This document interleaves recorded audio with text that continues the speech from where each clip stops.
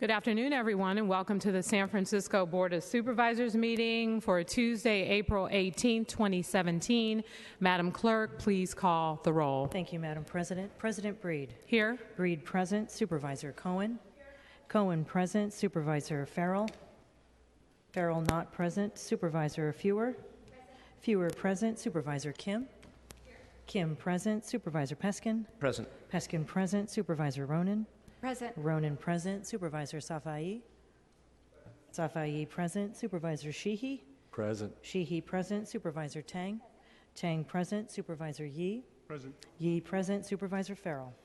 Farrell present. Madam President, all members are present. Thank you. Ladies and gentlemen, please join us for the Pledge of Allegiance. I pledge allegiance to the flag of the United States of America and to the republic for which it stands, one nation, under God, indivisible, with liberty and justice for all. Thank you. Madam Clerk, are there any communications? I have none to report, Madam President. Colleagues, are there any changes to the March 7, 2017 board meeting minutes? Seeing none, is there a motion to approve those minutes? Moved by Supervisor Cohen, seconded by Supervisor Yee. Colleagues, can we take that without objection? Without objection, those meeting minutes will be approved after public comment.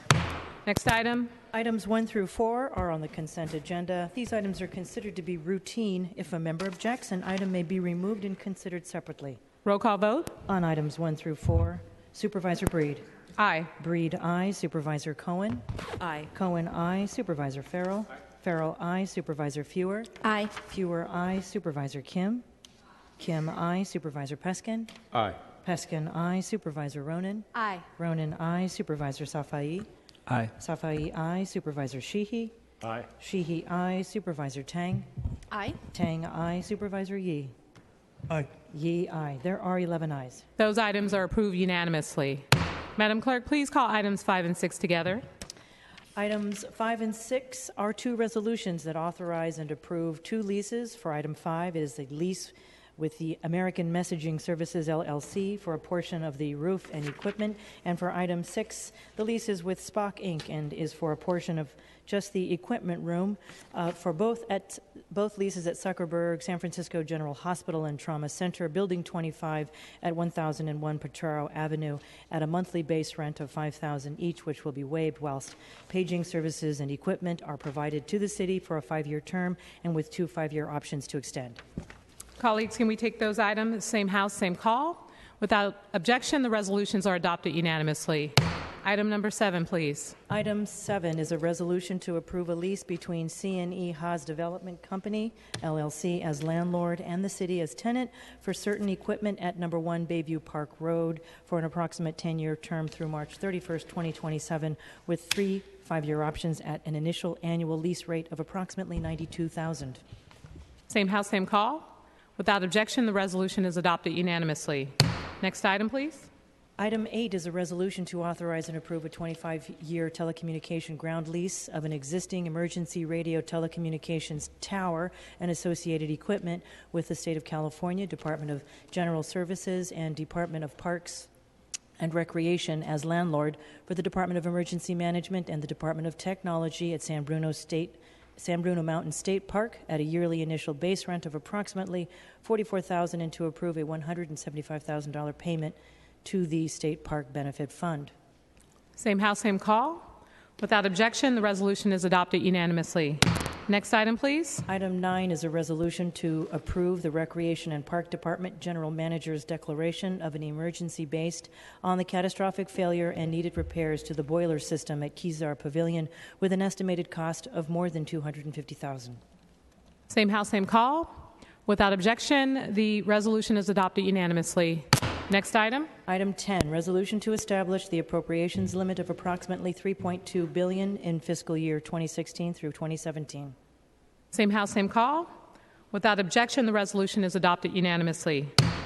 Item 11. Item 11 is a resolution to retroactively approve a $67 million grant agreement between the city and Homebridge for the In-Support Supportive Services and Provider Skill Development Training and Supports Program for the period through June 30th, 2019. Supervisor Peskin.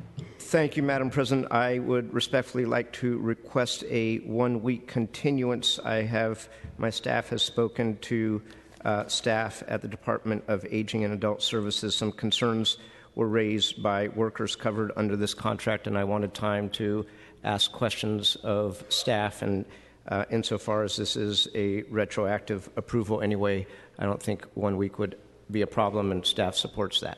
Supervisor Peskin has made a motion to continue this to the meeting of April 25th, 2017, seconded by Supervisor Kim. Colleagues, can we take that without objection? Without objection, this item will be continued to the meeting of April 25th, 2017. Next item, please. Item 12 is a resolution to authorize the Sheriff's Department to enter into a First Amendment to the existing agreement with Leaders in Community Alternatives to extend the term by 1 year with no change in the agreement amount not to exceed $2 million, and approving the Sheriff Department's home detention and electronic monitoring program rules and regulations, and approving evidence of financial responsibility demonstrated by Program Administrator LCA for the 2017 calendar year. Same house, same call. Without objection, the resolution is adopted unanimously. Next item. Item 13 is a resolution to designate the construction administrator, financial officer, and project contact for a proposed project to renovate County Jail Number 2, confirming the fair market land value of $6 million for County Jail Number 2, and conditionally assuring the staff operations and continued ownership of County Jail Number 2. Same house, same call. Without objection, the resolution is adopted unanimously. Next item. Item 14 is a resolution to retroactively authorize the Department of Public Health to accept and expend a grant in the amount of approximately $1.3 million from the California Department of Public Health for a program entitled HIV Care Program Supplemental for the period through September 29, 2017. Same house, same call. Without objection, the resolution is adopted unanimously. Next item. Item 15 is a resolution to approve the issuance of revenue bonds by the California Municipal Finance Authority in an aggregate principal amount not to exceed $45 million to refinance all or a portion of certain outstanding debt obligations. Same house, same call. Without objection, the resolution is adopted unanimously. Next item. Item 16 is a resolution to determine that the issuance of a Type 64 special on-sale general theater license to the Cutting Ball Theater doing business as the Cutting Ball Theater located at 277 Taylor Street will serve the public convenience. Same house, same call. Without objection, the resolution is adopted unanimously. Next item, please. Item 17 is a motion to appoint Krut Singha, Joshua Marker, Mohammed Soriano Bilal, Paul Olston, Jason Henderson, terms ending December 16, 2018, to the Market and Octavia Community Advisory Program. Same house, same call. Without objection, the motion is approved unanimously. Next item. Item 18 is a motion to appoint Supervisor Asha Safai for an indefinite term to the San Francisco International Airport Community Roundtable. Colleagues, is there a motion to excuse Supervisor Safai? Moved by Supervisor Ronan, seconded by Supervisor Kim. Colleagues, can we take that without objection? Without objection, Supervisor Safai is excused. Madam Clerk, on the item, please call the roll. On item 18, Supervisor Breed. Aye. Breed, aye. Supervisor Cohen. Cohen, aye. Supervisor Farrell. Farrell, aye. Supervisor Fewer. Aye. Fewer, aye. Supervisor Kim. Kim, aye. Supervisor Peskin. Aye. Peskin, aye. Supervisor Ronan. Aye. Ronan, aye. Supervisor Sheehy. Aye. Sheehy, aye. Supervisor Tang. Aye. Tang, aye. Supervisor Yee. Aye. Yee, aye. There are 10 ayes. The motion is approved unanimously. All right, Madam Clerk, let's go to committee reports.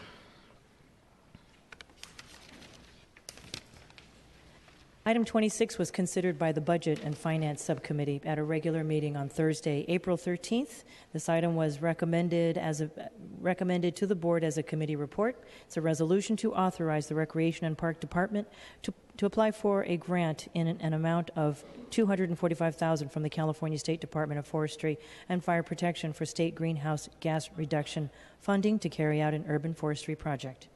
Roll call vote. On item 26, Supervisor Breed. Aye. Breed, aye. Supervisor Cohen. Aye. Cohen, aye. Supervisor Farrell. Farrell, aye. Supervisor Fewer. Aye. Fewer, aye. Supervisor Kim. Kim, aye. Supervisor Peskin. Aye. Peskin, aye. Supervisor Ronan. Aye. Ronan, aye. Supervisor Safai. Aye. Safai, aye. Supervisor Sheehy? Aye. Sheehy, aye. Supervisor Tang? Aye. Tang, aye. Supervisor Yee? Aye. Yee, aye. There are 11 ayes. The resolution is adopted unanimously. Item 27, please. Item 27 was considered by the Land Use and Transportation Committee at a regular meeting on Monday, April 17th. This item was recommended as amended with the same title as a committee report. Item 27 is an ordinance to amend the Green Building Code and the Environment Code to establish requirements for installation of electric vehicle charger infrastructure in new buildings or buildings undergoing major alterations, and requirements for notification to the building owners, residents, lessees, and making the appropriate determinations and findings. Same house, same call. Oh, Supervisor Tang? Thank you. Just really quickly, I just want to thank everyone at SF Environment for working so hard on this piece of legislation so that we can really get our city to be electric vehicle ready in our future. So thank you. Thank you, Supervisor Tang. Colleagues, can we take this item, same house, same call? Without objection, the ordinance is passed unanimously on the first reading. Madam Clerk, let's go to roll call for introductions. Madam President, your first step today. Submit. Supervisor Cohen. Thank you very much. Good afternoon, everyone. Thank you for joining us today. I'm introducing legislation that prohibits the sale of flavored tobacco products in San Francisco, and this does include menthol cigarettes. This will include any tobacco product, whether a cigarette, smokeless, e-product, or otherwise, specifically addressing products that are marketed that have added flavor to the tobacco component. So, tobacco loves to manipulate and to take advantage of vulnerable populations.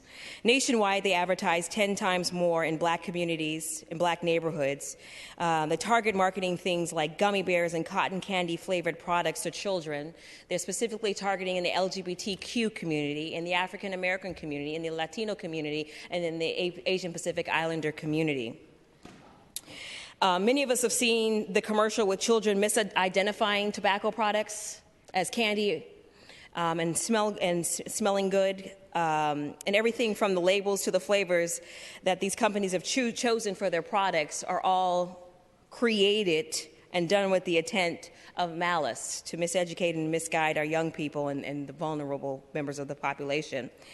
And in the end, it's really all about protecting their bottom line. Big Tobacco achieves their bottom line by pushing new would-be smokers flavored tobacco products. And they need new smokers constantly because they're killing people on an annual basis. In the city and county of San Francisco, we spend $380 million annually just addressing the health care costs for cigarette smokers. Now, this is not an indictment on cigarette smokers. If you want to smoke, that's your business. That's not a problem. But what I'm here to talk about is a legislation that will restrict the sale of flavored tobacco products. And restricting the sale is vital to ensuring that we give the next generation a fighting chance to live a full and healthy life. I just want to remind you that people are disproportionately dying of diseases that are preventable. So, focusing on flavors is paramount to ensuring that the eye-popping disparities for tobacco-related illnesses are eliminated and that the outcome of disproportionate, aggressive target marketing of these harmful products to vulnerable populations needs to end. So earlier this afternoon, I'm proud to stand with the mayor as well as Supervisor Safai in kicking off this legislation. We are introducing it today. I think there are a couple co-sponsors as well. I'm sorry, I don't have the list. Supervisor Farrell is co-sponsored. I know Supervisor Breed is sponsored. Any other sponsors? Any other? Who? Tang is also sponsored. Oh, Sheehy's on board too. All right, Kim, Yee, and Peskin. And Ronan and Fewer. I love you guys, but I'll be coming to knock on your door next. This is serious. I consider this to be an incredibly important measure. It's about life and death. We have an opportunity to really help save some lives in a meaningful way that's policy-driven and that's also driven by science. And the rest no, I have one more. Okay, now, my other piece of legislation that I'm introducing, this is also very, very exciting, ladies and gentlemen, also groundbreaking. I'm glad I have a full audience here today. San Francisco as a city is a city that values innovation, transparency, and problem solving. The Board of Supervisors is the public steward of those such values, and they're really tasked with ensuring that they're consistent in the public process. It's public process that brings many of you all here today in the chambers. So as our city and our nation becomes increasingly unequal, meaning we've got a shrinking but a growing percentage of the 1%, and the rest of us are just withering away on the vine. We need to start to take control of our destiny and pay attention to the financial opportunities that are before us. Our city treasurer, our pension systems retirement board, and our board of supervisors has had to constantly evaluate one divestment call after another. We've heard from DAPL. We've heard from gun manufacturers. We've heard from fossil fuel. These calls need to be a thoughtful approach needs to be taken in understanding the divestment calls. And this is in an attempt to safeguard our values, to ensure that our city continued security is not built on the backs of vulnerables. Meanwhile, our financial system is unable to figure out how to serve small businesses. Many people in this chamber may come from marginalized communities that can't get a small business loan, that can't get a loan or can't refinance their house. That's a problem.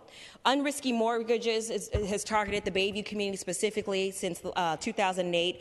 We need to be thinking creatively how to approach these problems, how to support new industries like the cannabis industry that was legalized just last November. So today I'm introducing legislation to create a task force to consider a municipal bank here in San Francisco, and in the hopes that we will find a systematic and thoughtful way of ensuring that our city's financial system continues to provide the much-needed sustainability and forward-thinking policies that we need as we venture further into the 21st century. But solving this problem comprehensively without the piecemeal legislation that you're finding we as members of the board are talking about or working with other stakeholders. So I hope that we will be able to have a comprehensive approach and while we are able to continue to build up the small business entrepreneur, the future and aspiring homeowner, and the hardworking San Franciscans. So to sum everything up, I'm introducing a request for a municipal bank task force to come together, and I'm also introducing legislation to prohibit the sale of flavored tobacco. And the rest I submit. Thank you. Thank you, Supervisor Cohen. Supervisor Farrell. Thank you, Madam Clerk. Colleagues, one resolution today. Following on some of Supervisor Cohen's comments, we are obviously a national leader in many respects here in our city. We were the first city to fight for domestic partnerships and marriage equality, the first to provide universal health care for city residents, and the first to provide fully paid family leave for new parents. In 2001, we became the first large public employer in the country to offer gender dysphoria care as part of our employee health design. And in 2012, we became the first city in the country to cover the cost of gender reassignment surgeries for our uninsured transgender residents. The inclusion of these benefits is recognized today as paving the way for other larger employers, such as the U.S. military, to cover the cost of gender reassignment surgeries as a benefit. Gender dysphoria is extremely prevalent in the transgender community. It is a conflict between a person's physical or assigned gender and the gender with which he, she, or they personally identify. As one can imagine, people with gender dysphoria often experience significant distress and problems functioning associated with this conflict in the way they feel and think of themselves and their physical or assigned gender. Unfortunately, to complicate matters further for our transgender community, a recent federal judge's preliminary injunction temporarily suspended a section of the Affordable Care Act that extended anti-discrimination protections for transgender persons. As a result of the preliminary injunction, some large employers across the country unfortunately chose to drop their existing transgender benefits coverage. This is a clear example of discrimination still being well and alive here in 2017. With Trump and Republicans in Congress continuing to currently call for the full repeal and replacement of the Affordable Care Act, the future guarantee of protection for transgender benefits coverage and health plans offered are uncertain and could be in jeopardy. This past Thursday, our Health Service System Board, of which I am our Board of Supervisors representative, in response to the preliminary injunction, unanimously approved a policy statement that they will continue to fully recognize, and we will continue to fully recognize, medically necessary treatment for gender dysphoria as part of the full scope of benefits offered to members. In doing so, the Health Service Board aligned with the World Professional Association for Transgender Health's position on the medical necessity of treatment, which urges health insurance carriers and healthcare providers in the United States to eliminate transgender or transsexual exclusions from their policy documents and medical guidelines. And today, with Supervisor Sheehy, I'm introducing a resolution reaffirming our city's support of providing medically necessary gender dysphoria benefits so that our board is on record in support of and in solidarity with our transgender community, not only here in San Francisco, but also abroad. The resolution also urges our Department of Public Health to continue offering gender dysphoria benefits if the Affordable Care Act is repealed and replaced. We will not let our transgender community be bullied and discriminated against by Trump and his Republican colleagues. This resolution will send a strong message that San Francisco will continue to stand up for and with our transgender and other communities here in San Francisco, regardless of what happens in Washington. I know we won't let Trump and his Republican friends roll back years of progress and work that we've achieved here in San Francisco. Colleagues, I look forward to your support next week, and the rest I submit. Thank you, Supervisor Farrell. Supervisor Fewer. Yes, thank you very much. Colleagues, today is the 111th anniversary of the 1906 earthquake and subsequent fire, a devastating disaster that claimed thousands of lives and demolished homes and city infrastructure.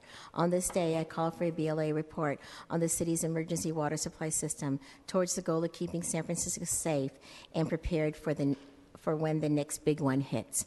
I sat in on the recent hearing of the PUC's emergency water supply system and was left with many concerns about how my neighborhood and the west side of San Francisco is going to be protected in case of a large earthquake and fire. I understand that most of central San Francisco is covered by the Auxiliary Water Supply System, AWSS, a high-pressure water system that has withstood prior earthquakes, but the west side and south sides of San Francisco are left vulnerable in the case of a major disaster. Today, Supervisor Peskin and I are calling for a report from the budget and legislative analysts to examine the feasibility of an alternative to the proposed water supply system expansion, including a cost analysis of expanding the AWSS to the west side of San Francisco. Thank you. The rest I submit. Thank you, Supervisor Fewer. Supervisor Kim. Okay, thank you, Supervisor. Supervisor Peskin. Submit. Thank you, Supervisor. Supervisor Ronan. Hi, colleagues. Today I'm introducing a resolution calling on the city to support the community-led actions taking place on May Day in San Francisco, and I want to thank each and every one of you for co-sponsoring this resolution. This resolution is about reinforcing our city's values and our commitment to support all workers, including immigrants, whose invaluable labor makes San Francisco the incredible place that it is. In honor of May Day, also known as International Workers' Day, we are taking a firm stance in solidarity with the tens of thousands of workers and immigrants in San Francisco whose rights are being attacked by the Trump administration. This year, May Day is particularly meaningful for workers across the country. A cross-sector movement has come together to rebrand this day as a day without an immigrant. This resolution recognizes that our movements are stronger when we are united in the face of federal threats. As a city, we must continue to stand up against Trump policies. He has charged ahead in fulfilling his bigoted campaign promises, implementing travel bans against Muslims, ordering ICE raids, and moving forward with plans to expand the border wall between Mexico and the United States. I would like to thank Kimberly Alvarenga, the political director of SEIU 10-1, for her leadership in drafting this resolution with me and for mobilizing workers of diverse backgrounds on this National Day of Action. I know that Local 87 and Roberto Hernandez from the Mission have also been working hard to organize this historic day. This resolution not only recognizes the importance of May Day in these challenging political times, but it also encourages city employees and departments to participate in May Day actions. And to this end, I would like to thank and recognize every single one of my colleagues on this board that have committed to taking part in May Day.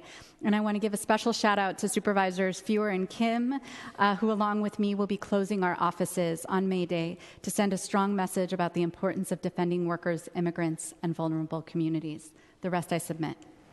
Thank you, Supervisor Ronan. Supervisor Safai. Thank you, colleagues. Some of you might have read recently in the news that one of our new or our only jitney service companies, Chariot, is in a major labor dispute. For all my brothers and sisters in labor out there, they have been organizing anti-union campaign. We just found out yesterday that they hired Littler Mendelson. Those of you that know, the attorneys, they are the most anti-labor attorneys in the Bay Area. And for those of you, obviously, that understand card check neutrality, 93 or 94 of our brothers and sisters from those drivers had submitted cards for an election. And now Chariot is doing everything they can to stop this election and change and move the ball. So today, based on previous work that we've done with SFMTA back in 2015, in terms of submitting labor harmony provisions in our shuttle service operators, we're essentially asking for the same thing today, where multiple drivers, as a result of that labor harmony and negotiations with our commuter shuttle services, over 800 drivers from Loop, Compass, Bauer, We Drive, have all negotiated with organized labor to have full representation of those drivers, and that's a real positive outcome. So we've asked in our resolution today that if the MTA should finalize a permit for a jitney service operator, particularly Chariot, that they include a labor harmony provision in that permitting process, and that we explore every way possible to encourage them to immediately cease their anti-union tactics. The rest I submit. Thank you, Supervisor Safai. Supervisor Sheehy. Submit. Thank you, Supervisor. Supervisor Tang. Thank you, colleagues. Today I'm introducing a resolution to declare April as National Donate Life Month in San Francisco.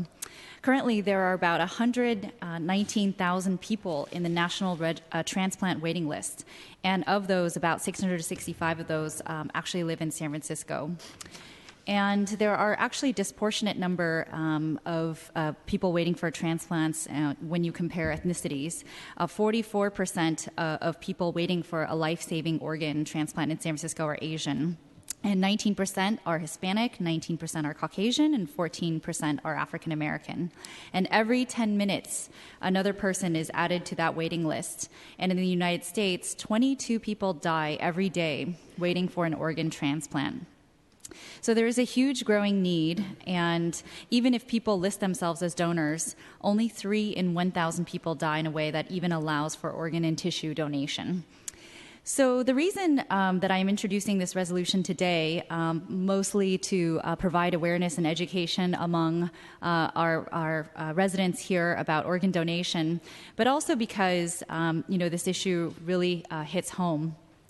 As some of you may know, colleagues, my legislative aide, Ashley Summers, her husband, Charlie Paulson, he actually is waiting for a life-saving kidney transplant right now.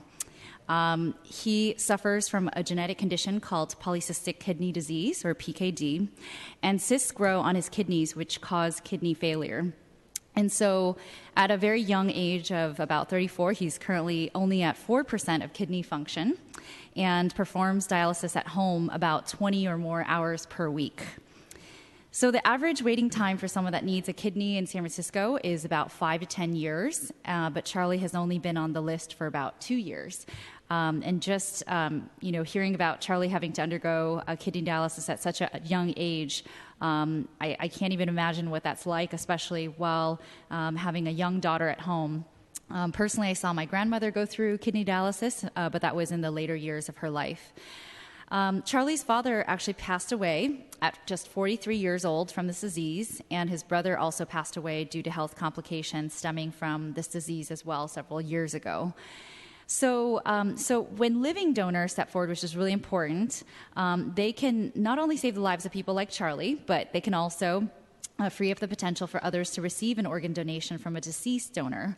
So as I stated, with this resolution, I'm really trying to spread awareness about the need for both living and deceased donors, and to try to help Charlie find a living donor.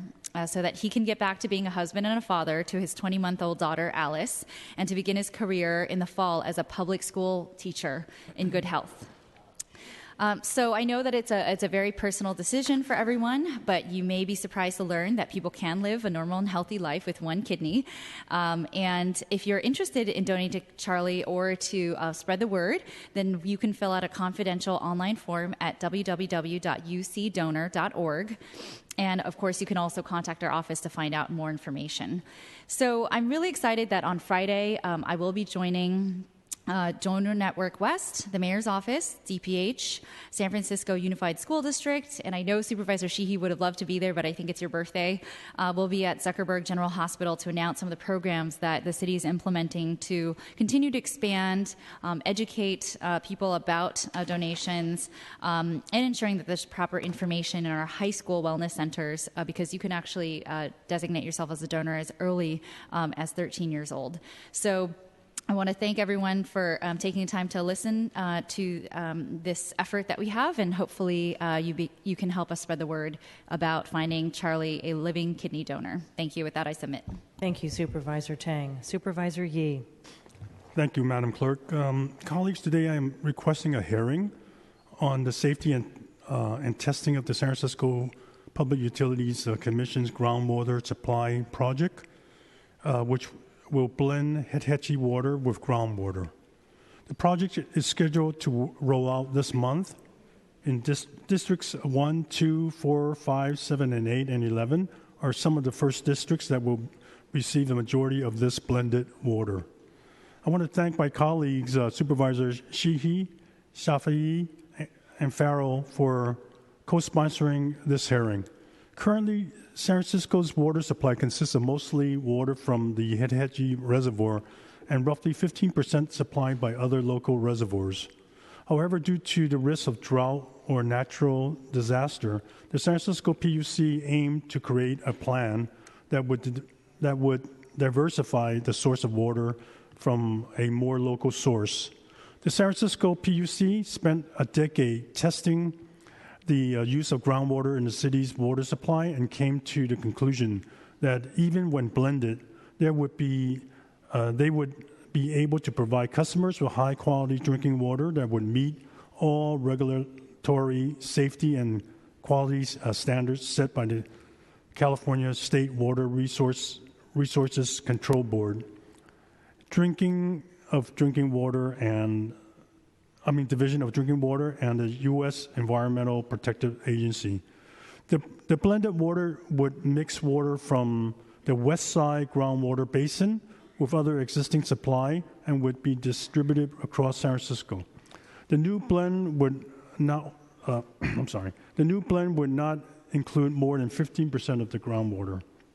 While San Francisco PUC staff assured customers that there wouldn't be noticeable change in taste or safety, community members across the city have raised concerns.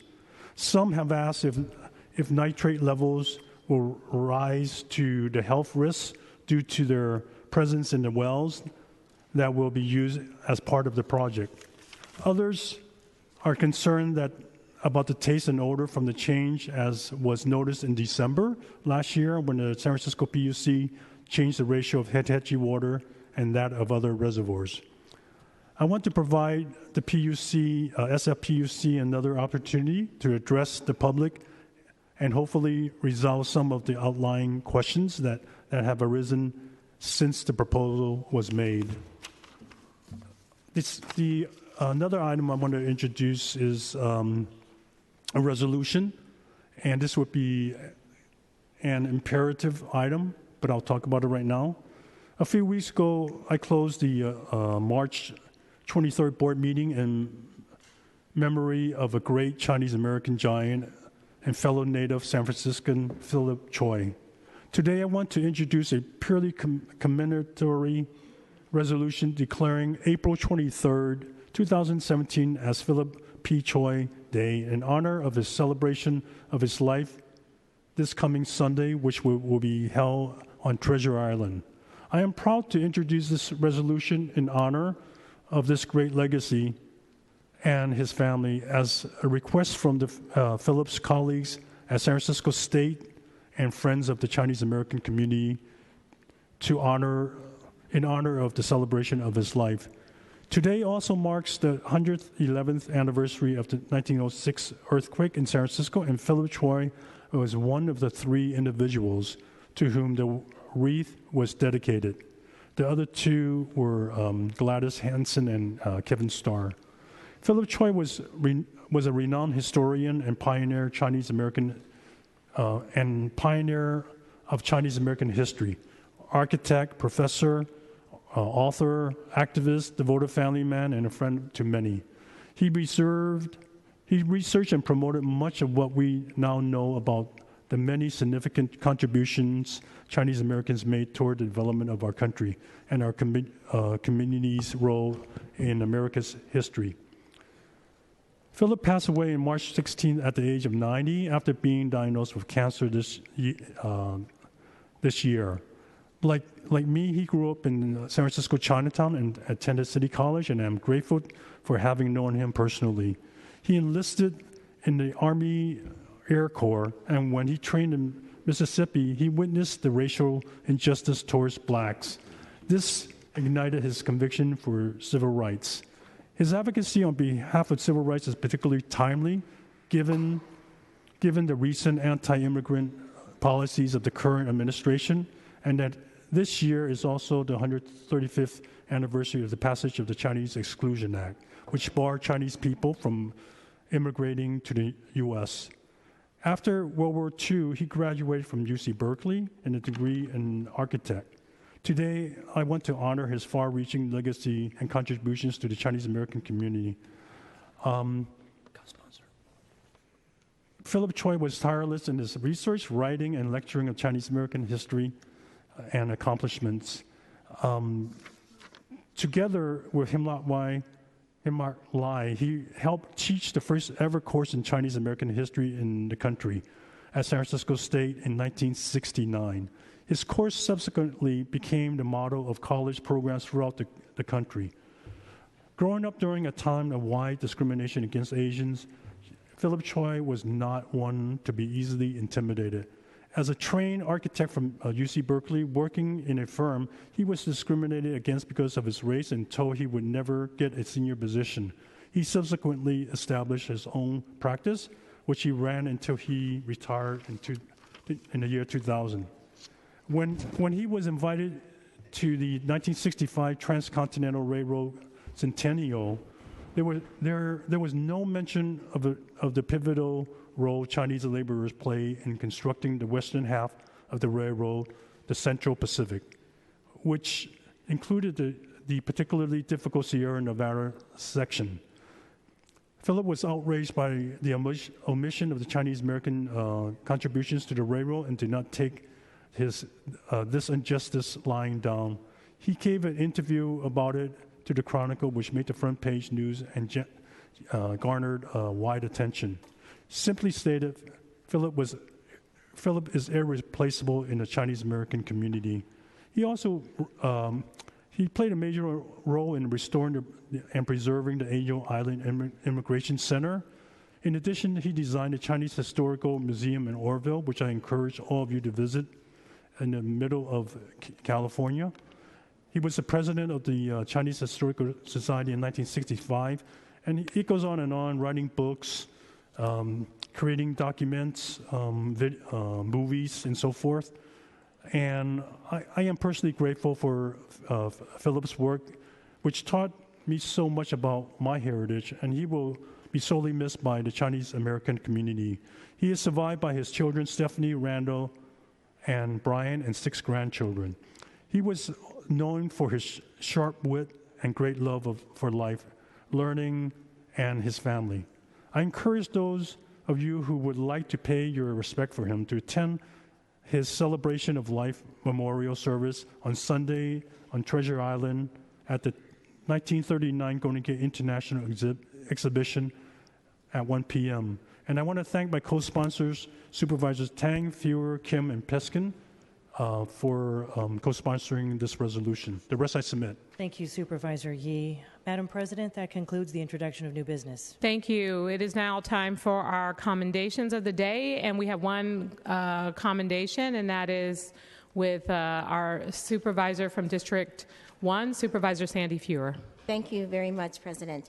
Colleagues, this week I am delighted to be honoring a valuable institution in the Richmond District, the Anza Branch Library, as they celebrate their 85th anniversary. Created in 1932, the Anza Branch is the 17th branch to be established in the San Francisco Public Library System and was created after voters approved a charter amendment to raise taxes that will go toward funding its construction. And what a wonderful investment that has been. Among early supporters 85 years ago were the Richmond District PTAs, Neighborhood Improvement Clubs, and our Balboa, Geary, and Clement Street Merchants Associations. Over the past 85 years, there have been many improvements. On its opening day on April 10, 1932, the branch had 11,823 books. Today, there are over 190,000 items in circulation at this branch, and there were almost 100,000 visitors over this last year. The library also underwent a significant renovation between 2009 and 2011, and it became the second San Francisco branch library renovated to gold certification. Amidst the renovations, thanks to organizing by neighbors, the Anza branch has also retained its charm and historic character. With hand-painted ceilings, original built-in bookshelves, and original tables and chairs. Libraries serve an important role in our communities as centers for lifelong learning. The branch hosts many educational classes and programs that range from reading to young children to knitting and teaching Tai Chi, and it is a community hub. Over the last year, the library has hosted 102 story times with 5,082 attendees, 52 class visits of students grades K through 8 reaching 767 students, 36 pre-K class visits reaching 372 preschoolers, and 55 programs for adults with 486 attendees. Congratulations for the amazing 85 years. Keep up the amazing work, and we look forward to your upcoming 90th, 95th, and centennial anniversaries. I would like to recognize today our wonderful and hardworking librarians, Reagan Gong, Anza Branch Manager, and Terry Carlson, the Northwest District Manager.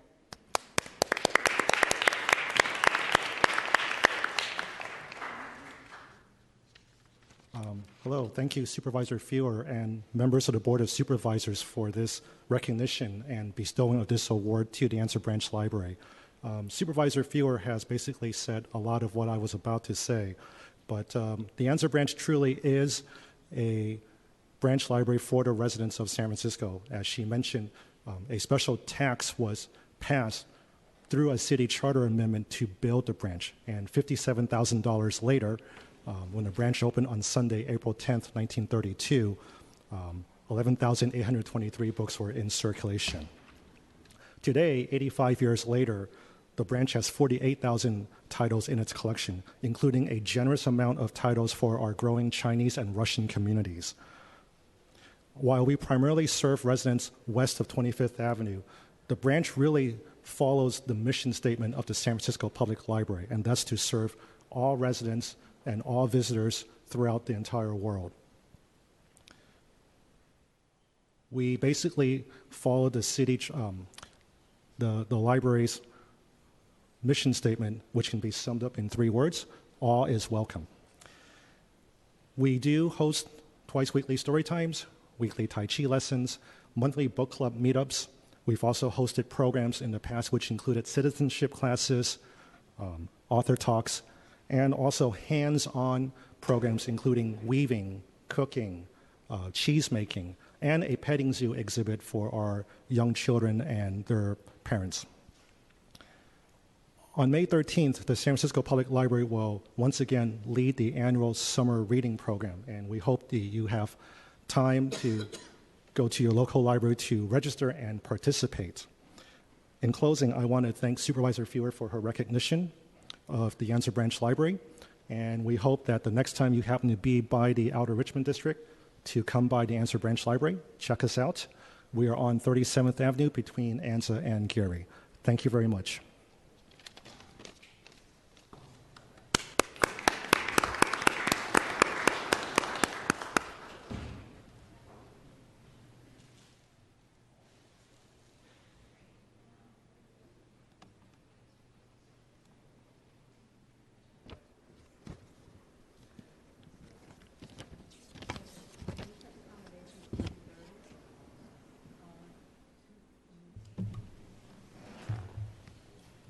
Thank you, Supervisor Fewer, and congratulations, and thank you for your service. And with that, Madam Clerk, please read public comment. At this time, the public may now address the entire Board of Supervisors for up to 2 minutes on items within the subject matter jurisdiction of the Board, to include the March 7th, 2017 minutes and items 30 through 32, the without reference to committee items. Public comment will not be allowed when an item has been previously subject to public comment. Speakers using translation assistance will be allowed twice the amount of time to testify. First speaker, please, sir. Yeah, hi, supervisors. I'm here to request that the RFP for the formerly what is it?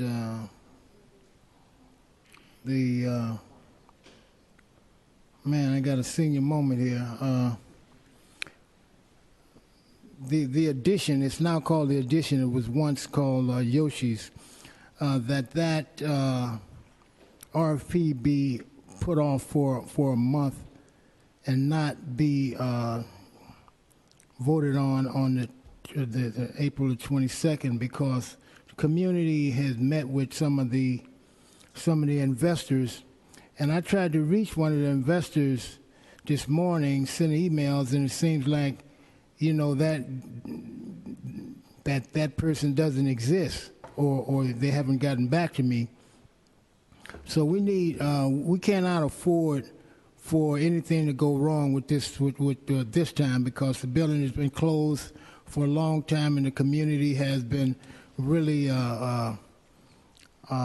taken advantage of, and so I'm asking the supervisors if you would not accept the April 22nd date and prolong that for a month until we really know who these bidders are, because we don't know. We meet with people and then you can't get back in touch with them. So I'm hoping that will happen. And forgive me for my not forgetting. Thank you. And hold on just a second, Mr. Yip. This is general public comment, so if you are here for the 3 p.m. special order, there will be an opportunity to comment on that as well. So this is just general public comment. Mr. Yip? Good afternoon. Andrew Yip. Human civilization works on the unity of nationalism for the people. Civil justice works on the unity of the democracy for the people. Social prosperity works on the unity of livelihood for the people. True principle works on the unity of the universe for the people. Political leaders must struggle for the common good and well-being for the people as one's destiny of a political career. Therefore, political leaders must work hard to deliver policy legislation with supreme virtue of good work, good deeds. The social and economical failure of a national system are caused by the corruption and the downfall of human heart. So political leaders must apply true principle for the worthy rescue of the corruption and downfall of human hearts. Personal cultivation is the process of recovery to one's good nature, being pure, kind, intelligent, and affable. For an ideal state, every one of the people would having of self-control for the recovery of upright virtue, and every one of the people would practice noble virtue in taking our missionary pathway to promote love and kindness in relationship. With intellectual origin in applying universal law of ultimate principle, of humanity, of wisdom, of destiny, the holy truth shall prevail throughout the world of heaven below. Thank you. Thank you. Next speaker, please. Good afternoon, Board of Supervisors. My name is Joseph Bryant. I'm the Vice President of SEIU 10-1, San Francisco region. I'm here with our Director of the region, David Canham, and also our Strategic Coordinator, Peter Maziak. For one, I want to say thank you to the Board of Supervisors. There's so many supportable resolutions that have been introduced today. We're here to speak specifically in regards to the resolution to support the May Day action. We feel as if the May Day action is part of the bigger resistance that's going on. And we are asking for the support certainly in terms of resolution, but also in terms of spirit. I think one of the things that we've certainly realized is, like with May Day, there needs to be more political education. May Day is also perceived as Immigrants International Day, but it also derived here in this country and was the establishment or the part of the establishment for the 8-hour workday. And under this new administration, I'm sure he would like to take that away from us also. So again, we ask for your support with that, and we thank everybody for your support also. Thank you. Thank you for your comments. Next speaker, please. Just to reemphasize, my name is David Canham. I'm the San Francisco Director for 10 to 1, and speaking in support of Supervisor Hillary Ronan's resolution on May Day. I think that resolution will go a long way in reassuring our members who will be joining those actions on May Day that they will not be retaliated by the City and County of San Francisco. And we hope to see you in those marches on May Day. Thanks. Thank you for your comments. Next speaker, please. Good afternoon, Supervisors. Peter Maziak, Strategic Campaigns Coordinator for SAU 10 to 1. I want to thank Supervisor Ronan for introducing this and just give a little background. So the majority of the world celebrates Labor Day on May 1st, and the reason they celebrate Labor Day on May 1st is to commemorate the martyrs of the Haymarket Massacre in 1886. A bomb was thrown by an unknown individual at a peaceful protest for the 8-hour workday. The police state used that opportunity as a way to charge eight of the speakers with conspiracy, ended up hanging 4 of them. The rest of the world celebrates this in honor of the United States, but we do not celebrate it ourselves. In 1921, we named May Day Americanization Day. In 1949, we named it Loyalty Day, and in 1958, we named it Law Day. That just shows you how scared our government often is of the working class. In 2006, immigrant groups claimed May Day as the day without an immigrant to protest H.R. 4437, and now we have an administration who is equally opposed to both workers and immigrants. If San Francisco wants to continue to be seen as a beacon against the Trump administration in these tough times, it is imperative that this body supports this resolution and that this city commits to supporting workers who take that day off to engage in these actions. Thank you. Thank you for your comments. Next speaker, please. Good afternoon, Supervisors. My name is Michael Baer. I'm a resident of District 3. I was here last week asking for a resolution against the persecution of gay men in the Chechen Republic. I'm here this week to support item number 31, condemning the anti-LGBT actions in the Chechen Republic. San Francisco has historically been a lighthouse for people coming from all over this country and abroad to seek a better life, and I think it would fit well within the history of the political action being done here, and I ask for you to support this resolution. Thank you. Next speaker, please. My name is Marcos Randon. I'm a member of Local 87, executive board member as well. I'm just here to speak on support of the May Day resolution. I think it's really important for everybody in the city to see the supervisors out there with us. And I would like to ask all of you guys to support the resolution. And thank you. Thank you. Next speaker, please. Good afternoon, everybody. Buenas tardes. My name is Olga Miranda. I'm the president of SEIU Local 87, and I'm also the secretary-treasurer of the San Francisco Labor Council. We took a moment from our contract negotiations to come over here to make sure that we ask every one of our Board of Supes to please sign on to the resolution that's being proposed by Supervisor Hillary Ronan. This is a critical time that we're at in history, and this is the first May Day march that we have under this new administration. The commitment and the courage that every one of our board members has done already, it's not whether you are a beacon. San Francisco is a beacon. There's no question about that.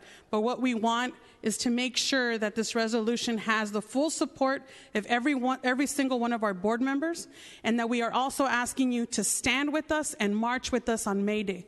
Es importante que cada uno de los agentes de supervisores salga a marchar y esté parado con las comunidades inmigrantes que representamos. May Day is not solely for immigrants.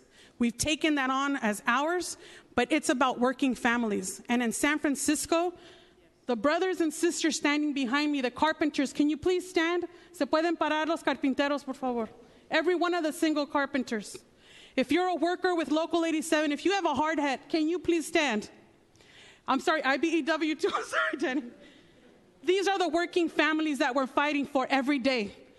Labor Day and May Day is every day for us and our families trying to struggle and provide. So I'm asking every single board member to sign on to the resolution. Thank you very much. Thank you for your comments. Next speaker, please. I'm Bill Shields. I'm the chair of the Labor and Community Studies Department at City College of San Francisco, also a member of AFT 2121 and our department chairperson council. I teach labor history, and I think has been mentioned, it's important to note that this May Day is too hot to handle tradition in the United States is kind of history denying. Both Labor Day in September and May Day come out of the struggle for the 8-hour day at a time when people had to work 10, 12, even 14 hours a day, 6 days a week. When Chicago was largely an immigrant city, people fought for the 8-hour day. Today we have it on the books, but people have to work 2 and 3 jobs to make ends meet unless we get good union jobs in there for them. So I'm here to thank my supervisor, Hillary Ronan, and all the supporters who are supporting the resolution in support of May Day. I'm urging full support from the city government. You know, you all know how City College was almost taken down, and with your support, we were able to save the college. And a big part of what we do is educate immigrant workers as to their rights, English, job skills. And the defense of City College was really a defense of working people in the city and immigrant workers in particular. So I ask you, please, to give your full support to this resolution and join us in marching on May Day. Thank you. Thank you for your comments. Next speaker, please. Hi, my name's Otto Pippinger. I'm also here representing City College. I'm here to speak in support of the May Day resolution. I believe as long as we allow the privation and persecution of immigrants, all workers in America are disadvantaged both morally and practically, and I am unwilling in any way to be party to that, and I hope the board will vote accordingly. Thank you. Thank you for your comments. Next speaker, please. Okay. Hi, my name is Monique Pettis. I'm here actually as a private citizen that lives in District 5, and I wanted to thank all of you, all members of the Board of Supervisors, for supporting the May 1st resolution. This is my first time to a Board of Supervisors meeting. This is my first time speaking, but I am torn and just heartbroken by the fear people feel, and just couldn't sit back in my comfortable little place in the hate and be silent anymore. So thank you all for that, and especially want to thank Supervisor Jane Kim, Supervisor Flower, and Hillary Ronan for closing your offices and supporting the program in full. Thank you. Thank you for your comments. And that's Supervisor Flower. Supervisor Fewer is a flower. Next speaker, please. Hi, my name is Rafael Picasso. I'm SEIU 1021 School District Vice President, and I'm here to hope every board member here supports May 1st. I'm also one of the organizers of May 1st, the action that's being taken for a day without an immigrant. It's a little bit more than just a day without an immigrant. It's everybody's rights, whether you're black, brown, gay, lesbian, it doesn't matter. This is all our fights. Trump is coming down on everybody. We see it everywhere we go, whether it's the working class people that you see behind us or whether it's our communities. We need action. We need the president to hear our voices. We need to be a big event in San Francisco. Hopefully it's one of the biggest events in San Francisco where the people are standing up and taking a stance against the racism and the bigotry that Donald Trump is showing our country. We cannot stand for it anymore. This has woken up a community multiple times that are uniting. So we ask for the Board of Supervisors to unite with us. Let's take a stance. This is a sanctuary city. Let's prove it's a sanctuary city by signing the resolution and we all walk the streets and march. I thank you guys for your time. Thank you for your comments. Next speaker, please. My name is Ace Washington. First of all, I want to apologize to the cities and specifically to Ms. Cohen for my outburst last week. I want to thank Supervisor Kim for coming over and chilling me out. I'm not a thug. I got this on my head because I had surgery and I sweat a lot and look like I'm a raged person with sweat. So I just want everybody to know my name is Ace. I'm on the case. I want to thank my supervisor. Had a wonderful meeting in the West Side. So that's out the way. My apologies accepted. But let me just tell you what I'm here for. May Day, I'm here about immigrants, but I'm here about out-migration. I'm here talking about specifically, I will until the day the city recognizes that we as African-American blacks are in a state of emergency. That's the only May Day I'm talking about. May Day, May Day. What in the hell is happening here in the city by the bay? I want to go talk to Trump. Like I said before, I want him to come to Fillmore and tweet on Fillmore Street. So I can tell him what y'all got to lose, what we lost. So I'm an advocate, and please forgive me, anybody get in my way. I'm a troubled man, like Marvin Gaye say. Stay in your lane, and I'm going to continue mine. I'm looking out for my black folks, Negroes, however you want to identify it. And I keep saying I got 3 generations under me, my kids, and their kids, and their kids' kids. So I have a moral obligation. So therefore, you can't stop me. Man upstairs can. I'm here to strictly look out for the African-American, black, Negroes, however you want to call us. I'm not racist. I'm a realistic. We are in a state of emergency, and if the city don't adhere to it, I'm on my way to Washington, D.C. That's right, ACE. I'm on my way. But I'm going to stop in Sacramento and talk to the coming Governor Newsom about what's happening here in the city by the bay. My name is Ace. I'm on the case. Forgive me, Ms. Cohen. Thank you for your comments. Next speaker, please. Good afternoon, President and Board. My name's Haley, and I work for a nonprofit called Downtown Streets Team. We run a work experience program for homeless individuals in the area. I brought something to pass out to everyone, if that's okay. Yes, the clerk will be there in a moment to pick it up. Perfect. I'm here to advocate for us to move to new neighborhoods. Essentially, we are that team in bright yellow T-shirts that you see every day in front of Civic Center. Thank you. Those folks, including the person behind me, are unhoused individuals in your community who are volunteering their time every day to beautify what you guys see every day. We pick up thousands of needles a month. We make the community safer, cleaner. And the folks behind me not only are using their time in that way to contribute back to the community, but they are working on further goals towards housing and employment, like detailed in the impact dashboard I just passed out. So right now, we're active in Civic Center, UN Plaza, and Union Square. And in May, we'll actually be opening up a Tenderloin team. We're looking to move to other areas of need. Because something we found specifically in San Francisco is that when we ask a room full of folks like, hey, who wants to go to Mission? Who wants to go to any other neighborhood? They all want to clean up the neighborhood that they're already in. So the best thing that we can do next is move to other areas so we can open up positions for our neighbors who already live and stay there. Thank you. Thank you for your comments. Next speaker, please. Hello, my name is George Green, and I started working for a DST, and it's been a good experience for me.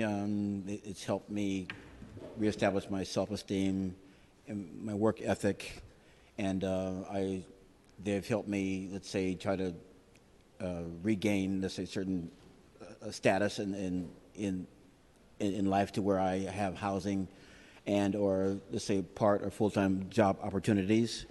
And it's been a good thing to beautify the Civic Center area, Union Square, and other areas. And so we feel good about that.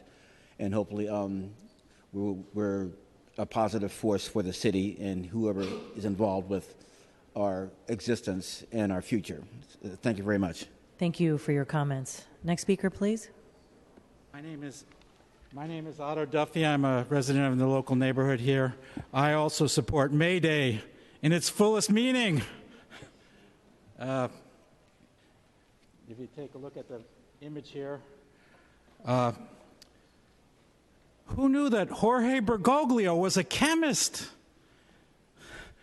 I hope that some of our people who are practicing Mr. Bergoglio's religion, if we continue to take as important a focus on the things that he's. I mean, I don't read encyclicals that often. I'm oftentimes the last to know when then a cyclical comes around. But apparently even Jorge Bergoglio is recognizing that there's a problem, that the kind of superficial things that we're doing, like altering traffic patterns, is not remotely enough.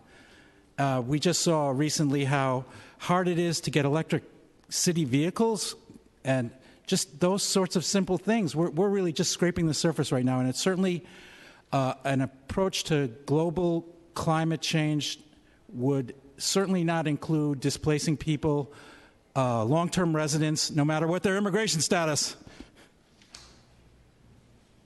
Thank you for your comments. Next speaker, please.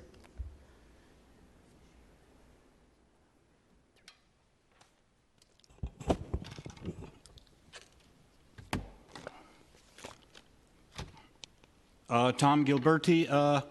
President Trump has allowed managers of the 401ks to pick investments that reduce the amount of returns for investors but offer better commissions for the managers, kind of like a payoff, a kickback. Last week I mentioned that we have a Chief Justice now that decided that corporate orders supersedes a trucker from leaving his rig and saving his own life. So that kind of overstates exactly where we are. Corporations rule, and you as a peon, well, that's the way it goes. He's a corporate capitalist idealist, and he's 49 years old. He's going to live for thousands of years and affect our country. Last week, I also mentioned how Gavin Newsom tried to establish a court procedure keeping it open to overrule the 2-to-1 vote to negate 8 Washington because it restricts the financial growth of the real estate industry, I presume. He is what we would call a social corporate Democrat. And now I kind of would like to read from an article from the Chronicle, September 13th. I was sitting in North Beach restaurant when who should walk in but one of the town's biggest developers, obviously running late to some meeting. I watched him disappear into the back. I asked the waiter if the guy who just walked past me had gone into the basement dining room. Yeah, there are 40 people down there, including the mayor. The waiter said. I sat back and had a slow finish to the meal, then watched as just about every major builder in the city came up those stairs and left the restaurant. From what I hear, the basement gathering raised a cool $1.2 million for the mayor. That was written by Willie L. Brown. Do we expect any reforms from these people?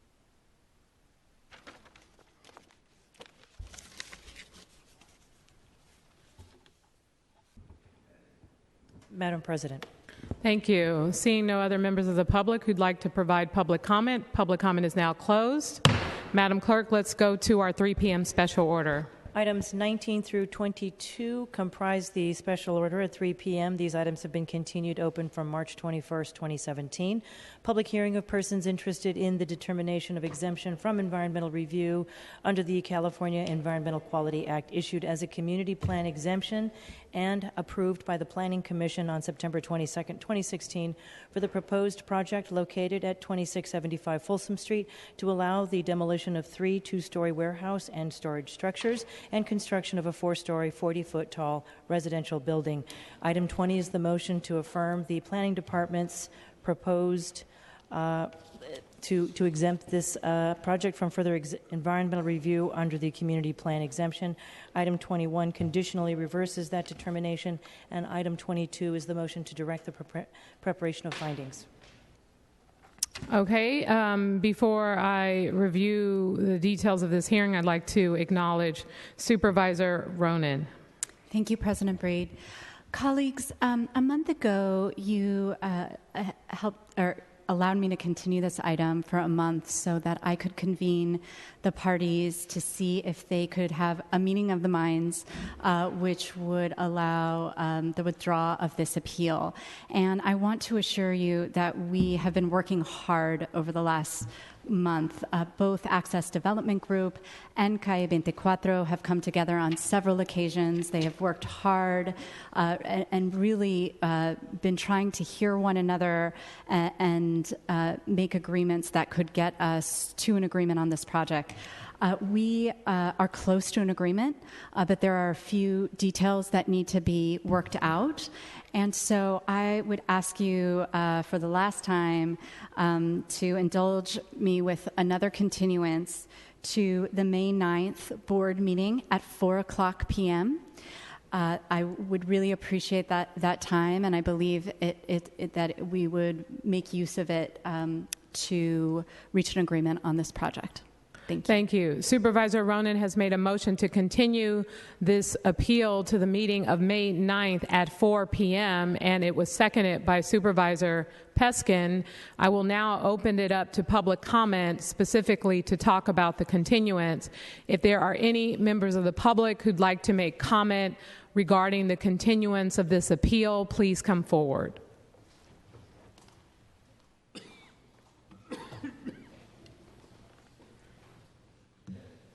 My name is Alan Martinez. I'm representing I'm a member of the San Francisco Latino Historical Society. I'm not representing them.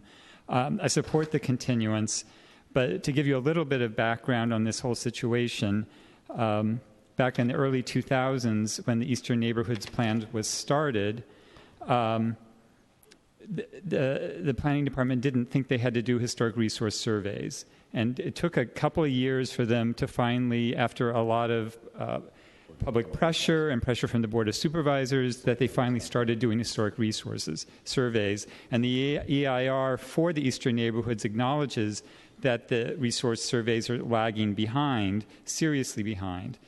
And then when the survey for the mission was completed and presented to the public, it was discovered there was a serious omission in that Latino history was not covered after 1848. So we're still now in the process of doing a Latino history context statement that won't be done until the end of December. So technically, the plan should never have happened without the work that is being done now. The plan was supposed to include respect for the historic character and cultural heritage of the area and support for the sustainability of resources, including cultural resources. And so there was never the groundwork done for what that meant for Latino cultural resources. So, in an ideal world, this decision would be suspended until December or after December when we had the context statement available. But for now, I do support the continuance. Thank you. Thank you. Next speaker. My name is Ann Cervantes. Good afternoon, Supervisors. I'm one of the researchers, and I'm also with the Latino Historical Society. And the reason that we started it was because we were left out of this, our history was left out of this report, the Historic Resources Report. And one of the findings to date is that the Mission District was the center of the Chicano and mural movement that is recognized internationally. And our Latino political and social justice movement, as well as the Latino labor movement. A lot of you don't know, if it hadn't been the efforts of Social Obreros, Central Social Obreros, Caucus of Labor 261, and MAPA, and LULAC, Latinos would never have a political voice in this city. And connected to that building is a building where they taught language to their workers, the union force. So without the union force, we would have never had a political voice, and we would have never had our city hall, which is the MLVS building where the dignitaries from Mexico, movie stars, Vicente Fernandez, all these historical moments, Cesar Chavez, who was involved. A lot of people don't know that the union agreement was signed off on at the Good Samaritan Center's hall, when he first started out, and he had an office at the Labor Temple on 16th Street. So a lot of our stuff has not been documented, and I support the continuance. And we spent 66 years in trying to get a voice, and we still need this voice. Ben Martinez, the president of the MCO, basically stated, you have to hear us. You need to hear us. You need to hear our voice. So we support the continuance, but we hope that the context statement could be completed. Thank you. Thank you. And can I remind members of the public that this is specifically about the continuance? So if we can focus our comments on the continuance, that would be really appreciated. Thank you very much. Next speaker. Good afternoon, Supervisors. Corey Smith on behalf of the San Francisco Housing Action Coalition. Hopefully, in another couple of weeks, does continue to bring people together. We've kind of stayed firm. We don't think this is a CEQA issue. Rather, this is an issue of a lot of other difficult challenges. I just hope that 2 weeks from today, we're not picking another day to slug it out, more or less. So, best of luck. Thank you. Next speaker, please. Good evening, Board of Supervisors. My name is Harold Kyer, and I'm a San Francisco resident and a journeyman laborer, and I'm in support of this project going forward because it's helping me to actually raise my family here in San Francisco and pay for their education forward in their lives. Thank you. Thank you very much. Next speaker, please. Good afternoon. My name is Leticia Perez. I'm a San Francisco resident. I live in Folsom Street and between 14 and 15. I'm a labor union for 12 years. I work for Fisher, and I'm here to support this project because it's good for me and my family and my community. Thank you. Thank you very much. Next speaker, please. Hello, Supervisors. My name is Arnulfo, and I'm a San Francisco resident. I work for Fisher, and I'm here to support this project, and I'm against the appeal. Sir, this is specifically about the continuance, so if you could stick to whether or not you support the continuance or not. I support the project. Thank you. Thank you for your time. Next speaker, please. Good afternoon, members of the board. My name is Alex Lansberg with Carpenters Local 22. We're here in support of the continuance. We understand the project sponsors and the appellants reached some sort of tentative agreement to continue this for another couple weeks. Specifically to the continuance, one of the things that I've been doing, I'm a research analyst, and one of the things that I've been doing is studying why housing prices are the way they are. And a good touchstone for our research is the work of the state of California, its Affordable Housing Study Committee. And what it showed, one of the things that it showed is that meetings over and over and over and over again have some of the most significant costs or significant impacts to project costs.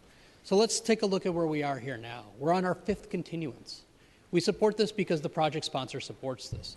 But I want you to take a look, step back, ask yourself whether this is, first of all, has anything to do with CEQA issues, which from our understanding it doesn't.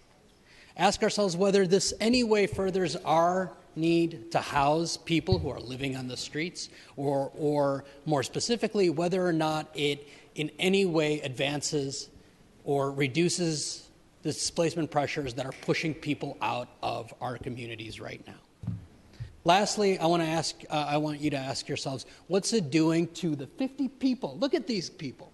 These people took time out of their day for the 2nd time now. They're going to be asked to come out for a 3rd one to support a project that's going to put food on their table and be able to provide for livelihoods of their families.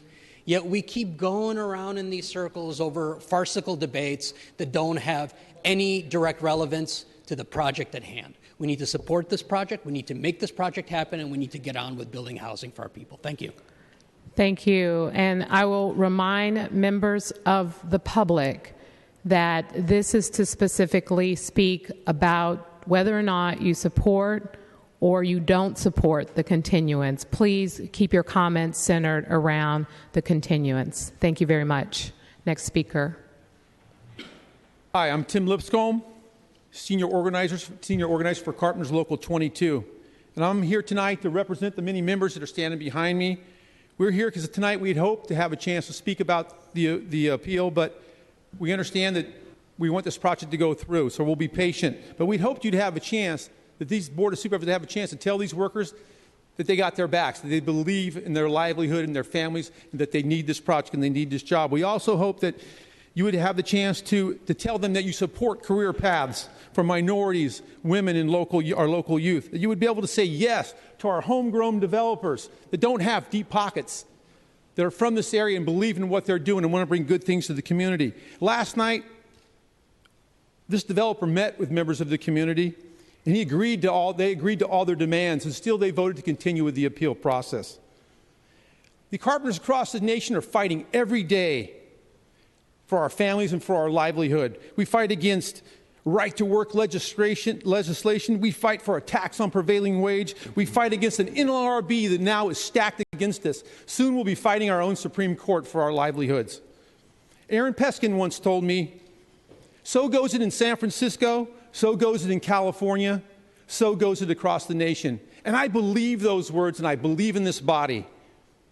I just hope that this CEQA process, appealing projects that need to go forward, is not the new normal. That we can support much needed housing and development and support our community. Thank you. Thank you. Next speaker, please. Good afternoon, Supervisor. My name is Eric Arguello, and we are in support of this continuance. We want to make sure that all our local laborers here in San Francisco get jobs, making sure that it's centered around San Francisco and our youth in the area. So we are in favor of this continuance so we can work on those issues. Thank you. Thank you very much. Next speaker, please. My name is Lorraine Garcia Nakata. I'm with the Latino Historical and Cultural Society. All of you received our letter, and so all of those points still hold. I support the continuance, and I'm hoping that as you move forward with the continuance that you will take note of the detail that we laid in there, because it not only includes like workers, it also includes people that make up this complex cultural complexity of the mission and CAI 24. So I hope that you will not lose sight of that. So that's really all I have to say at this point, and just please review that letter. Thank you. Thank you very much. Next speaker, please. Good afternoon. My name is John Mendoza. I'm in support of the continuance, and I just want to read one little short paragraph.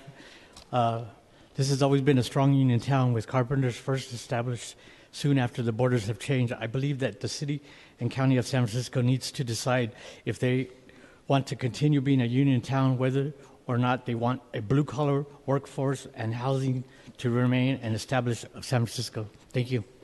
Thank you. Next speaker, please. Good afternoon. My name is Laurel Moniz, and I'm here to support the continuance. I think we'll get a better project out of this. My husband's a retired Local 22 carpenter, and I totally support the trades, and I think that holding this off for a couple more weeks is going to mean that all trade workers are going to have a better deal on this project. Thank you. Thank you. Are there any other members of the public who'd like to specifically speak to the continuance of this project? Please come forward. Seeing none, public comment is now closed. This item has been moved to continue for May 9, 2017 at 4 p.m., and it was seconded. Madam Clerk, please call the roll. Supervisor Breed? Aye. Breed, aye. Supervisor Cohen? Cohen, aye. Supervisor Farrell? Farrell, aye. Supervisor Fewer? Aye. Fewer, aye. Supervisor Kim? Kim, aye. Supervisor Peskin? Aye. Peskin, aye. Supervisor Ronan? Aye. Ronan, aye. Supervisor Safai? Safai not present. Safai absent. Supervisor Sheehy? Aye. Sheehy, aye. Supervisor Tang? Aye. Tang, aye. Supervisor Yee? Yee, aye. There are 10 ayes. This item will be continued to the meeting of May 9, 2017 at 4 p.m. Madam Clerk, please call the next 3 p.m. special order. Items 23 through 25 are the special order. This hearing has been scheduled pursuant to a motion approved on December 6, 2016, for a hearing of persons interested in the determination of exemption from environmental review under the California Environmental Quality Act, issued as a community plan exemption by the Planning Department on July 12, 2016, and approved by the Planning Commission on August 11, 2016. Providing an additional information and analysis regarding whether a proposed project located at 1515 South Van Ness Avenue would result in new significant environmental effects or effects of greater severity than we already analyzed and disclosed in the Eastern Neighborhoods Rezoning and Area Plan Final Environmental Impact Report. Item 24 is the motion to affirm the department's determination that this project is further exempt from environmental review under the community plan exemption. And item 25 is a motion to reverse that determination. Thank you. Before we proceed, I want to ask members of the public if you could please exit the chamber quietly. We still have business to attend to, and thank you very much for being here today. Supervisor Ronan. Yes, colleagues, I am extremely glad to say that the parties involved, Lennar Urban Communities, and I see Peter here, and Guy 24, who is just here, have reached a settlement and that the appeal was withdrawn. The project has been greatly improved because of this process, and I feel that the outcome is incredibly positive for the community. So I just, again, want to thank Lennar and Guy 24 for doing the hard work to get there. And that, with that, I would like to move to table items 23 and 25 and move to approve item 24. Okay, Supervisor Ronan has made a motion to table item... Sorry, can I redo that? Yes, thank you. I would like to make a motion to file items 23 and 25 and... I'm sorry, 23 and 25, and to approve item 24. Okay, so Supervisor Ronan has made a motion to approve item 24 and table item 25. Yes. Yes. Okay, and it was seconded by Supervisor Peskin. Supervisor Peskin, I saw your hand up for like 3 minutes. You have said what the maker of the motion meant to say, which is table 25. Okay, yes. And before I open it up to public comment, Supervisor Kim, you had comments? Yes, I just wanted to thank and acknowledge Supervisor Ronan's office and previously Supervisor Campos for their work on this. I also just want to recognize and acknowledge Lennar Multifamily for actually being the first to commit to 25% affordable housing and complying with Proposition C, even though you had started your project prior without any upzoning. I think that this is a great commitment to the neighborhood and really demonstrating that we can build working class and middle income housing at that percentage point. So thank you so much for doing that. And also thank you for your office and the community's work in making sure we have a great project that all of us can support. Hear, hear. Thank you. Are there any members of the public who'd like to provide public comment on this hearing related to this particular project? Please come forward. Mr. Campbell. Thank you, Board President Reed, members of the board. Good afternoon. Danny Campbell, representative Sheet Metal Workers, Local Union 104. I just want to thank Mr. Schellinger with Lennar for working with the community, reaching out early to the San Francisco Building and Construction Trades Council, all of the affiliates of the council. This project is demonstrates that even with affordable housing, meeting the requirements that Supervisor Kim just said that the voters adopted, along with the PDR space, the other community benefits, that it's going to be built 100% union, meaning that all of the youth, men and women in the mission will have career pathways regardless of which craft they choose, whether it's sheet metal, plumbing, electrical, fire protection, what carpentry, whatever they want, they'll be afforded that opportunity thanks to Lennar. So we look forward to you approving the item 24 that Supervisor Ronan suggested. Thank you. Thank you. Next speaker, please. Iris Biblowitz, a nurse, 40 years in the mission. senior and getting older every day at these hearings. On November 15th, 2016, at the last Board of Supervisors hearing on 1515 South Van Ness, the supervisors voted unanimously for a thorough EIR of the cumulative effects of gentrification and displacement on the Mission and throughout the city. Some supervisors spoke powerfully about needing a sea change. That sea change would be 100% real affordable housing at this site, creating a community of families, for example, the families who were victims of the fires on Mission and 22nd and 29th Streets, a community of mutual aid with the seniors at the housing at 1296 Shotwell. Instead of the urgently needed sea change, we keep just getting the sea. 1515 South Van Ness will continue the tsunami of evictions, displacement, and outrageously unaffordable luxury housing that's leading to increased suffering. I do appreciate the efforts of community people and our supervisor to hammer out a compromise with developers for more affordable units, and I'm relieved that people who are homeless will have a navigation center, but only temporarily. But I cannot accept the agreement in light of the desperate need that I see every day on the streets of the Mission. In addition, Lennar has a history of hiring contractors who produce fraudulent radioactive soil samples in Bayview Hunters Point, a community with very high rates of asthma and breast cancer, and of violating local hiring agreements and of displacing people in LA, Vallejo, Concord, Treasure Island, Bayview Hunters Point, and the Mission. These actions should be reason to reject Lennar's proposal on South Van Ness, not to be pressured to come up with a compromise that I feel will contribute to the destruction of our neighborhoods. Thank you. Thank you. Next speaker, please. Good afternoon, supervisors. My name is Eddie Steele. I live at 2887 Folsom Street at the corner of 25th and Folsom. I actually live equidistant between the Lennar project and the Access project. I know we're not talking about Access, but I've lived in the Mission District since 1992. I lived at 22nd and Folsom for 12 years until I got owned, removed, and evicted. I lived for 1 year at 20th and Shotwell. I got at Ellis Act evicted. Now I live at 25th and Folsom. I've been there 12 years. I'm opposed to the Lennar project, and I'm opposed to this deal. As Iris just mentioned, the effects of this project are going to be to raise property values in the neighborhood, which is going to give incentives to property owners to sell their buildings, and any building where people live in that is under 6 units, those tenants are going to be evicted. It may not happen immediately, but it will happen. And barring a macroeconomic shock to the city, it will happen. It happened to me twice. It's happening to my neighbor across the street right now. It happened to a building up the street from me within the last year. Ellis Act evictions and owner move-in evictions are a crisis in the city, and this body is doing virtually nothing to stop it. So I'm opposed to this deal.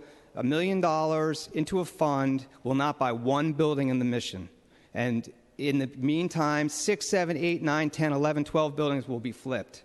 So you're not solving the problem by making a deal. I'd rather not see the $1 million, and I'd rather see the people on this board stand up and vote yes or no on this project.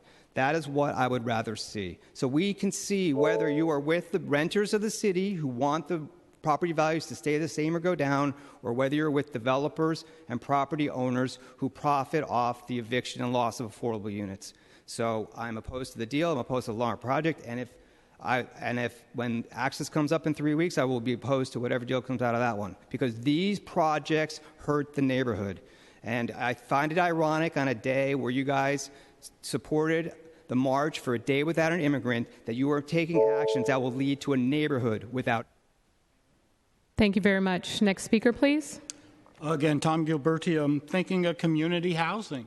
The needs of the community. Basically, maybe that's what the people of San Francisco want, is to help the needs. And what we're seeing on the street are the homeless, seniors being sent away, families sent away. Nobody in the local environments being able to afford a newly built home. And so there's no great movement from a long-time rental to a new place that they could afford and could help the older landlord and a new landlord. We can spread the wealth around a little bit more in the community. We can also keep the gentrification down. We can also help that community stay a community. I was in this chamber a few years ago when representatives of Japantown came here, and they said, thank you for giving us this little piece of legislation so we can hold on to the remnant of what we have in Japantown. Well, we have Chinatown, we have the Mission, we have these great cultural centers, and it's the people that live there that make it. So we need to be able to move people into the new housing from the local zip codes, from the community, from the the city of San Francisco. I think we can do this. If we just open it up to 30% open market, and even if it's 30% open market, and if it's rental, we want that rent controlled. We want these people to become part of our community and have a chance at it instead of getting robber baron rent increases or the condominiums that nobody can afford that live in the city. Thank you. Thank you. Next speaker, please. Good afternoon, Supervisors. Corey Smith on behalf of the San Francisco Housing Action Coalition. Thrilled to be supporting the highest privately financed affordable housing project in the history of San Francisco.